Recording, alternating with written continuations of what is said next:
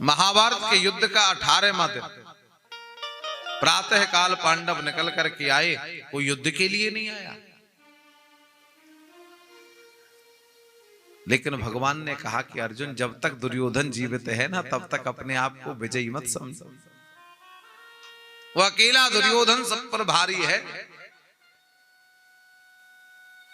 मालूम कैसे पड़े दुर्योधन कहां है?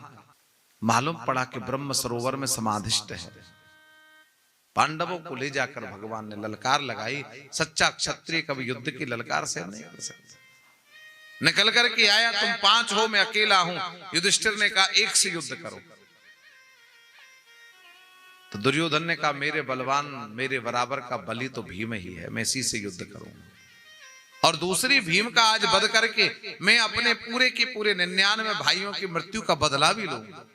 अकेले भीम ने दुर्योधन के 99 भाइयों का वध किया। युद्ध प्रारंभ हो गया। भीम जब गदा का प्रहार करता है तो दुर्योधन हंसने लगता है, और दुर्योधन जब गदा का प्रहार करता है तो भीम विचलित हो जाता है। दुर्योधन अट्टहास कर रहा था। भीम ने देखा, कन्हैया ने अर्जुन से कहा, अर्जुन याद दिलाओ भीम को कि द्यूत क्रीड़ा गृह में भीम ने प्रतिज्ञा की थी, जिस जंघा पर तू नग्न करके द्रौपदी को बिठाना चाहता है, एक दिन में तेरी उस जंघा को तोड़ दूं। अर्जुन ने कहा, नहीं प्रभु, संभव नहीं है। क्यों? क्योंकि गदा युद्ध का नियम है, कटे प्रदेश से नीचे प्रहार नहीं किया जाता। भगवान ने कहा, तो आज भीम जीवित नहीं बचेगा। भीम ने गोविंद की ओर देखा। गोविंद कहते, मेरा एक ही धर्म है, एक ही कर्म है, एक ही नियम है, ये न केन प्रकारेण, जो मेरी शरण में आता है मैं उसकी रक्षा करता हूं। ये भीम मेरी ओर देख रहा है। भगवान ने कहा, भीम याद कर, दूत क्रीड़ा गृह में जो तूने प्रतिज्ञा की थी कि तू दुर्योधन की जंघा को तोड़ देगा। क्रोध आ गया। भीम ने एक गदा का प्रहार दुर्योधन की जंघा पर किया। दुर्योधन की जंघा टूट गई, मूर्छित होकर के गिर पड़ा। क्यों? क्योंकि दुर्योधन का पूरा की पूरा शरीर वज्र का हो गया। जंघा ही दुर्योधन की मात्र चर्म की थी। क्यों? महाभारत के युद्ध का 17वां दिन था।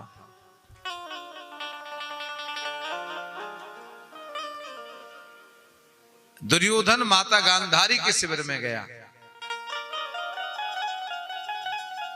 और दुर्योधन ने माता गांधारी से निवेदन किया, मां, क्या एक बार भी आप अपने पुत्र को देखना नहीं चाहते?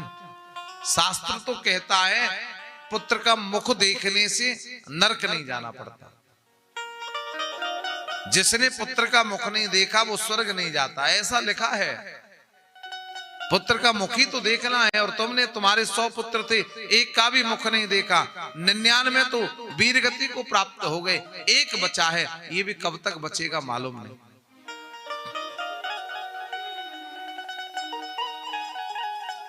मां ने कहा, ठीक है, मैं भी इतिहास में जाकर के अपने आप को कलंकित करना नहीं चाहती कि संसार ये कहे कि मां ने एक पुत्र को आशीर्वाद नहीं दिया। पुत्र, कल ब्रह्म मुहूर्त में प्रातः काल की बेला में तू निर्वस्त्र होके आना, नग्न होके आना, तब मैं तुझे देखूं। ब्रह्म मुहूर्त में ब्रह्म सरोवर में स्नान करके दुर्योधन जा रहा था। मेरी माताओं, मेरे बंधुओं, क्या कहूं आपसे, एक बार उस कृष्ण से अपना संबंध बनाकर तो देखो, उसको अपना बनाकर तो देखो, उससे संबंध निभाकर तो देखो। आप सो जाओगे, आपकी रक्षा के वो जग जाएगा। शिविर में पांडव तो सो रहे थे, लेकिन पांडवों की रक्षा के लिए गोविंद जग रहे थे। दुर्योधन के सामने आ गए। दुर्योधन को निर्वस्त्र देखा, नग्न देखा। कन्हैया कहने लगे, राम राम राम, ये क्या हुआ? दुर्योधन, कोई तुम्हारे कपड़े लूट ले गया? कहीं ऐसा तो नहीं हुआ दुर्योधन युद्ध करते करते खजाना ही खाली हो गया हो, कुछ बचा ही नहीं वस्त्र लाने के लिए? कहीं ऐसा तो नहीं एक बार गंधर्वों ने तुमको पहले भी बंदी बनाया था, किसी ने तुम्हें बंदी बना लिया हो और वस्त्र उतार करके अपमानित करके छोड़ दिया हो। दुर्योधन ने कहा ऐसा कुछ नहीं हुआ कन्हैया। तो बोले क्या हुआ है? दुर्योधन ने विचार किया, अगर मैंने कृष्ण को सत्य नहीं बताया ना तो ये सब प्रचार कर देगा मेरा, हैं? और दुनिया क्या कहेगी कि दुर्योधन राजा होकर भी निर्वस्त्र घूमता है, नग्न घूमता है। तो बोले ना तो किसी ने मुझे पकड़ा है, न बंदी बनाया है, न मेरा खजाना खाली हुआ है। श्याम सुंदर, मेरी मां ने मुझे बुलाया है। मेरी मां गांधारी ने कहा है कि पुत्र तू स्नान करके ब्रह्म मुहूर्त की बेला में निर्वस्त्र होके आना। अच्छा अच्छा, ये बात है, ठीक। मां ने जो बताया वो ठीक है। दुर्योधन, हम भी कुछ बता दें तुमको, तुम्हारी मां गांधारी से बड़ी सती संसार में दूसरे कोई है नहीं। इतनी बड़ी सती है गांधारी कि जिसे मालूम पड़ा कि मेरे होने वाले पति जन्म से अंधे हैं, विवाह से पहले गांधारी ने वे भी नेत्रों पर पट्टी बांध ली। जब मेरे पति संसार नहीं देख सकते तो मैं क्यों देखूं? तुमको पता है दुर्योधन, जिसने कभी अपने पति को निर्वस्त्र नहीं देखा, जिसने बाल्यावस्था में अपनी संतान को निर्वस्त्र नहीं देखा, यद्यपि मां के सामने पुत्र नग्न ही जन्म लेता है।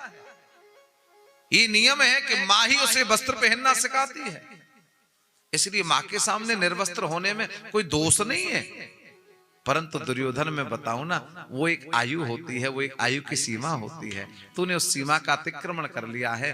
कहीं ऐसा ना हो अचानक से तुम द्रौपदी गांधारी के सामने जाओ और गांधारी तुम्हें देखे। जिसने कभी अपने पति को निर्वस्त्र नहीं देखा हो, अपनी संतानों को निर्वस्त्र नहीं देखा हो, जिसके वर्षों से आंखों पर पट्टी बंधी हो, और वो अचानक से इतने विशाल अपने पुत्र को, बृहद आकार के पुत्र को निर्वस्त्र देखेगी और कहीं उसके मुख से दुर्योधन साप निकल गया ना, तो देवता भी तुम्हें बचा नहीं पाएंगे। गांधारी के साप से रक्षा करने के सामर्थ्य देवताओं की भी नहीं। अब विचार करना तुम्हारा काम है, बताना मेरा काम था। अब दुर्योधन सोचने लगा, कन्हैया ने पहली बार मतलब की बात कही। मैं समझता था कृष्ण मेरा शुभचिंतक नहीं है, लेकिन आज मेरी समझ में आया कृष्ण मेरा भी शुभचिंतक है। बताओ, इतनी अच्छी बात कह दी, सत्य ही तो कहा। अरे कम से कम मुझे तो विचार करना चाहिए था कि मैं इस अवस्था में माँ के सामने जाऊंगा, माँ मुझे देखेगी और मैं नग्न खड़ा रहूंगा तो मुझे लाज नहीं आएगी। मेरा भी तो कर्तव्य है, मैंने ये विचार ही क्यों नहीं किया। कृष्ण आपके लिए बहुत बहुत साधुवाद, धन्यवाद। एक बलकल वस्त्र वृक्ष के पत्ते लेकर के अपनी जंघा पर लपेटे पहुंच गया गांधारी के शिविर में। गांधारी ने देखा, नेत्र खोले ऊपर से नीचे तक, नीचे से ऊपर तक। गांधारी ने कहा, पुत्र मैंने रात को तुझे भेजा था और ये कहा था कि तुझे निर्वस्त्र होकर आना है, मेरे बाद उससे कौन मिला था ये बता। बोले मां कोई नहीं मिला। बोले कोई तो मिला तुझे। बोले मां जब मैं आ रहा था तो मुझे कृष्ण मिल गए और उन्होंने मुझसे कहा कि तू इस अवस्था में मां के सामने निर्वस्त्र जाएगा। गांधारी कहती है, दुर्योधन युद्ध तो तू उसी समय हार गया जब तूने कृष्ण को अर्जुन को दे दिया था रे। वो अकेला कृष्ण हजारों सेनाओं पर भारी है, तुझे पता भी है उसने क्या कर दिया। मैंने नेत्र इसलिए खोले कि मैं अपने पुत्र को वज्र का बना दूं, फिर दुर्योधन भीम की तो क्या, इंद्र की गदा भी तेरा कुछ न बिगाड़ सके। लेकिन तूने अपनी जंघा पर ये पत्ते लपेट करके उसको ढक दिया, मेरी दृष्टि वहां तक पहुंच न सकी, तेरी जंघा ही कच्ची रह गई, तेरा पूरा शरीर तो वज्र का हो गया। लाभ क्या हुआ? क्योंकि दुर्योधन भीम ने तो जंघा तोड़ने की प्रतीक्षा कर रखी है, उसकी प्रतिज्ञा को तो वो पूर्ण करेगा, और जिस दिन उसे प्रतिज्ञा याद आ जाएगी उसी दिन तेरी मृत्यु हो जाएगी।